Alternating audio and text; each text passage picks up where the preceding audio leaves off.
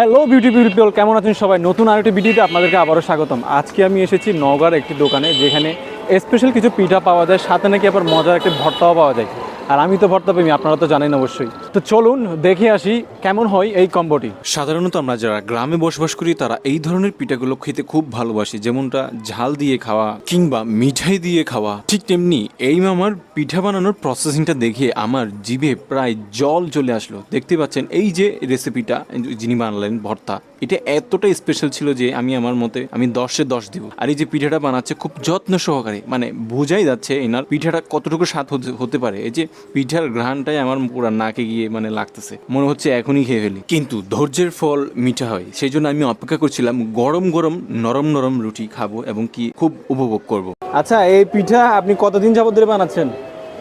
হ্যাঁ, 5-7 বছর ধরে। এখানে কতদিন যাবত বানাচ্ছেন? হ্যাঁ, এক সপ্তাহ।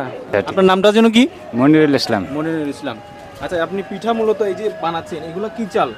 কি চাল দিয়ে? আতপ চাউল আর কালাই, মাছ কালাই। মাসকালাই। আচ্ছা আচ্ছা, এই জন্য তো কিছু কালচে দেখ, একটু দেখাবেন কি কি আছে এখানে? এই যে এগুলো হচ্ছে মাসকালাই এবং আরেকটা কি? আতপ চাউল। আতপ চাল এবং মাসকালাই দিয়ে। আর এটার সাথে কি মিক্স করেন? আর কিছু না। এটা কি? এটা কি? এটা পানি, এটা লবণ। এটা পানি, এটা লবণ। আচ্ছা, আর এটা কি? লবণ, কাঁচা ঝাল, চাটনি। চাটনি মানে ভর্তা? জি। কিসের ভর্তাটা? মরিচের ভর্তা? আচ্ছা আচ্ছা, এই যে মূলত মেইন রহস্যটাই হচ্ছে এখানে। আর এটার পরে এই যে এই কাইটা দিয়ে মূলত এখান থেকে গরম করে দেন এখানে বানানো হয়। ফাইনালি আমার যে রুটিটা আমি অর্ডার করেছিলাম, মানে পিঠাটা, এটাকে রুটি বলবো না পিঠা বলবো? মাসকালাই রুটি। আচ্ছা আচ্ছা, মাসকালাই রুটি, এটা আমার রেডি হয়ে গেছে। এখন উনি আমাকে এটাকে রেডি করে দিবে। একটা রুটি দিচ্ছে, সাথে এটাকে কি বলে? চাটনি, কাঁচা চাটনি, মানে কাঁচা মরিচের ভর্তা বলে মূলত। এরপরে এটা কি? এটা হচ্ছে সরিষার তেল। Wow, best. আমার কাছে মনে হচ্ছে যে মানে না তেলও তো দিয়ে না, আসলে তেল তো দেওয়াটা ভালো না, আসলে তেল খাওয়াটা ভালো না। আচ্ছা ঠিক আছে। তো এই হলো মূলত আজকের রেসিপিটা। এটা মূলত আমি অনেক দূর থেকে আসলাম কেন? রেসিপিটা হচ্ছে বেস্ট, ওনার কাছে রেসিপিটা হচ্ছে বেস্ট। উনি অনেক গরমের মধ্যে পিঠাগুলো বিক্রি করে। আর দ্বিতীয়ত কথা হচ্ছে উনি খুব অনেস্টলি করতেছে কাজটা। এমন ধরনের রুটি খুব আশেপাশে কম পাওয়া যায়। আর আমরা সচরাচর যে সিঙ্গারা সমোসাগুলো খাই, ওগুলোর মধ্যে, নাস্তাগুলোর মধ্যে কিন্তু অনেক ধরনের কেমিক্যালগুলো থাকে কিন্তু।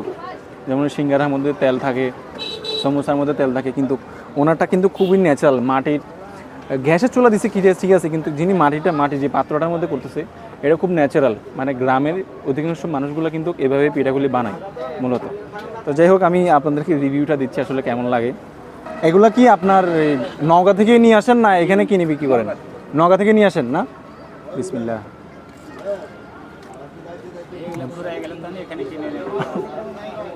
পারফেক্ট একটা কম্বিনেশন, কারণ রুটিটাও নরম প্লাস গরম, এদিকে আবার ঝাল, সাথে আবার লবণও আছে।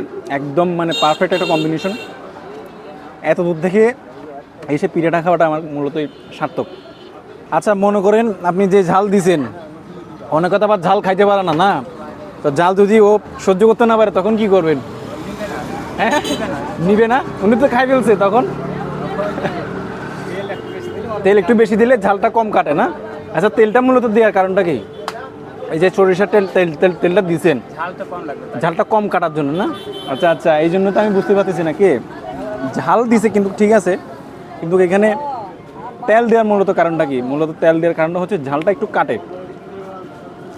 যাই হোক, পিঠাটা আমার কাছে অনেকটাই ভালো লাগতেছে, কারণ এত গরম এবং পিঠাটাও অনেক মোটা। আচ্ছা, এটা প্রাইস কত, মানে কত করে বিক্রি করতেছেন? 30 টাকা করে পার পিস 30 টাকা করে। আর যারা মূলত এখানে এটা খেতে আসবেন, অনেক দূর দূরান্ত থেকে যারা খেতে আসবেন, অবশ্যই আসতে পারেন। ভাই অনেক সৎ এবং অনেস্ট একজন লোক। পিঠাগুলো ওনার মতো একদম পিওর ন্যাচারাল।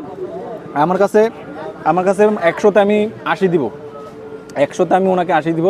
তো যারা মূলত পিঠা প্রেমিক বা আপনার রুটি প্রেমিক, ঝাল টাইপের এরকম ন্যাচারাল টাইপের ফুডগুলা প্রেমিক, তারা আসতে পারেন, ওনার থেকে খেতে পারেন। আর যারা আমার ভিডিওটা দেখছেন তাদেরকে উদ্দেশ্যে বলবো, ভিডিওটা কেমন হলো অবশ্যই কমেন্ট বক্সে জানাবেন। এবং যদি ভিডিওটা আপনাদের কাছে ভালো লাগে, আপনার বন্ধু বান্ধবদের কাছে শেয়ার করে দেবেন। তো আজকের ভিডিও এতটুকু থাকলো।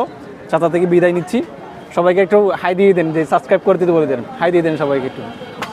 আর ওনার জন্য দোয়া করবেন, উনি নতুন বিজনেস শুরু করছে, হয়তো একটু উঠতে সময় লাগবে, কাস্টমার একটু কম, কিন্তু ওনার অনেস্টলি দেখতে আমি মূলত ওনাকে ভিডিওটা করলাম আর কি। তো ভালো থাকবেন সবাই, সুস্থ থাকবেন, দেখা হচ্ছে আবারও নতুন একটা ভিডিওতে। আসসালামু আলাইকুম।